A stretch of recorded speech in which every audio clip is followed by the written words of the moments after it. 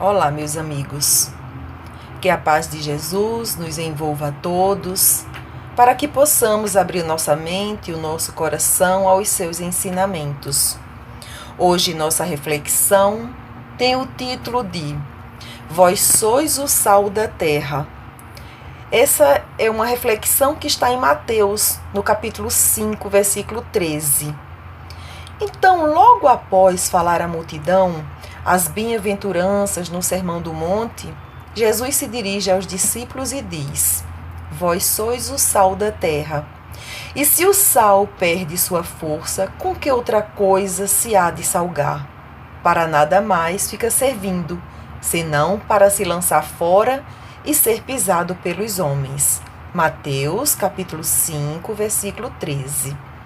Essa fala de Jesus nos traz a conscientização da grande responsabilidade de todos nós, que independente de religião, seguimos os seus ensinamentos.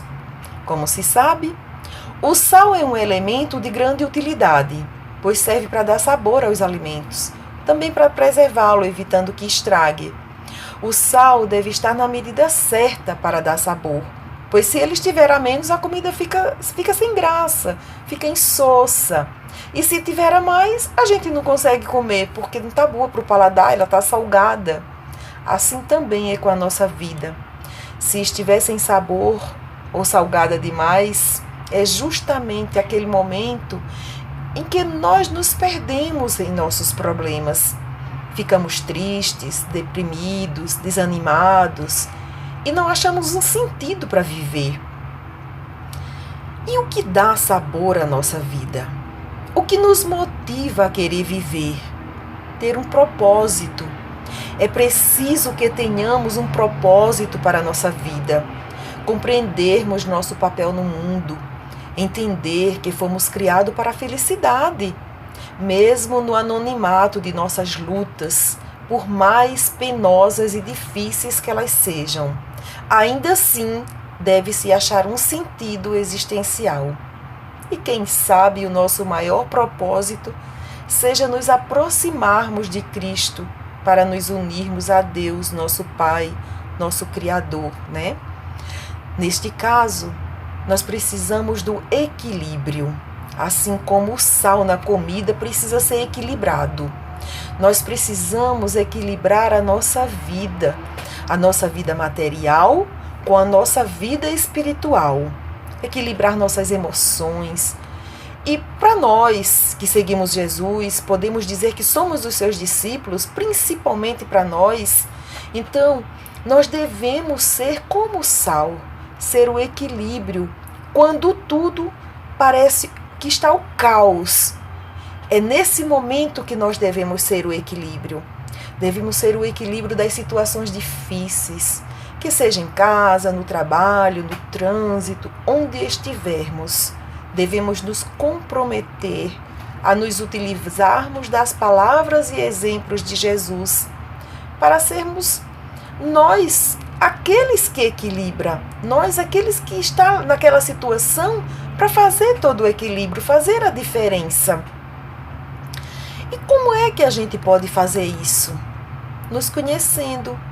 Precisamos conhecer o nosso potencial, nossas fraquezas, nossas aspirações, para conseguir saber onde podemos melhorar, o que podemos aprimorar, o que podemos deixar para trás, já que não nos serve mais. Porque a gente precisa lembrar que nós somos espíritos imortais. E como tal, a gente já reencarnou muitas vezes. Então, nessas várias reencarnações, a gente vai trazendo vivências de outras vidas, experiências que às vezes foram boas e outras nem tanto.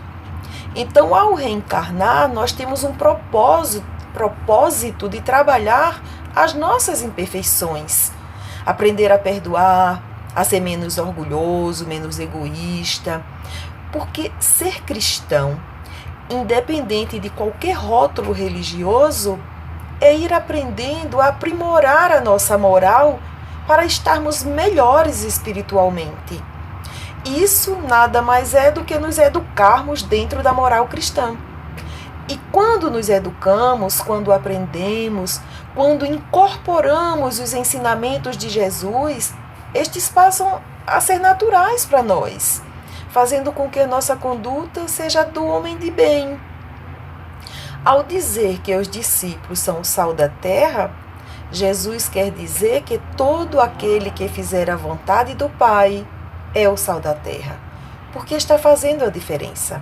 Todo aquele que pratica a caridade, a benevolência, que busca o caminho do amor ao próximo, o caminho do bem, está sendo o sal da terra.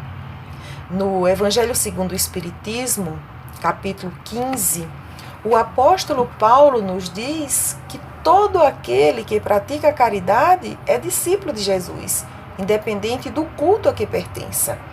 Então a gente não pode esquecer que Jesus nos ensinou a amar o próximo como a nós mesmos.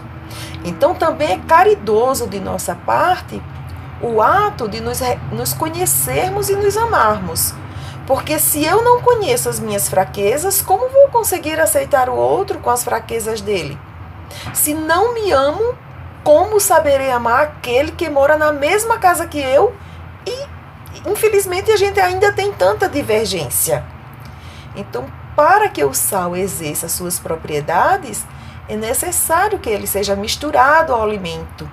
Se não misturarmos, ele não vai conseguir penetrar nem fazer nenhum efeito. Assim também é conosco. É o nosso convívio com as pessoas. É quando temos a oportunidade de trabalhar a caridade, a humildade, a paciência. É quando podemos nos achegar ao coração do outro, com uma palavra de auxílio, esclarecendo, consolando, servindo por todos os meios de que possamos dispor, a fim de que, por nosso intermédio, eles venham a sentir a presença divina em seus corações. E esse convívio, ele nos ajuda na nossa transformação interior, pois quanto mais trabalharmos para consolar, mais consolo nosso próprio coração recebe do Mestre Jesus. Jesus ainda nos diz que se o sal não serve mais, deve ser jogado fora. O que será que ele quer dizer com isso? Ora, se nós somos o sal da terra, se não estamos exercendo nenhuma influência boa para aqueles que nos rodeiam, não estamos praticando a lei do amor. É preciso que tenhamos o Evangelho como nossa bússola, ou melhor, como nosso GPS, porque apenas ele nos dá segurança para o nosso propósito maior, que é o retorno ao Pai Criador. Não importa por quais tempestades precisemos passar.